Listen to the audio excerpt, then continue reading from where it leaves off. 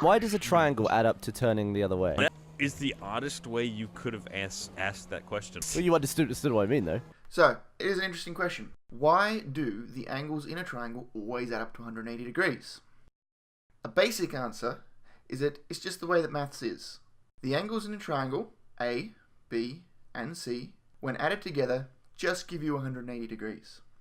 Because that's just the nature of math. But this really isn't a good enough answer. How does the angle B know to get bigger if A and C get smaller? What happens if we make the angles A and C literally nothing, 0 degrees? Well, then our triangle would look like this, a straight line. The angles A and C are 0, and as we can see, B must be 180 degrees. So this is one way of looking at the source of our 180 degrees. But what about an actual triangle? The easiest proof uses parallel lines and alternate angles.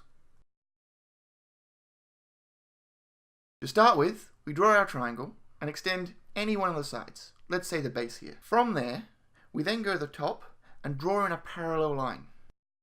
Now we can see that this angle here is going to be alternate to A, so they must be the same.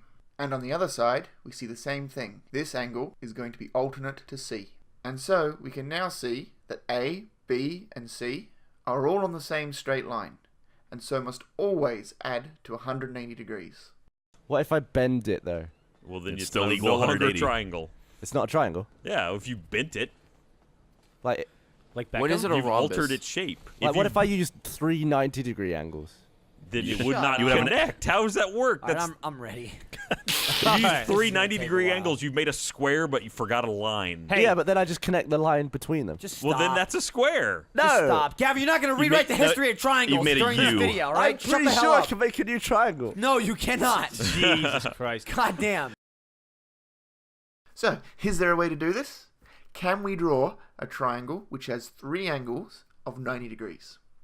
Well, if we're just using a flat piece of paper, then the answer is no, we can't.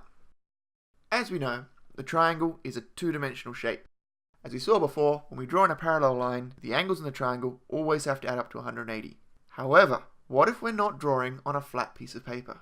What if the surface that we're drawing our straight lines on is curved?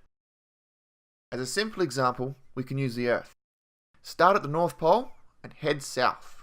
You'll be heading in a straight line, and you can keep doing this until you reach the equator. Once you reach the equator, turn 90 degrees and head east. Travel along the equator until you've covered a quarter of the planet. Turn 90 degrees again and start heading back towards the North Pole. You've now traveled in 3 straight lines, and each time you've turned 90 degrees.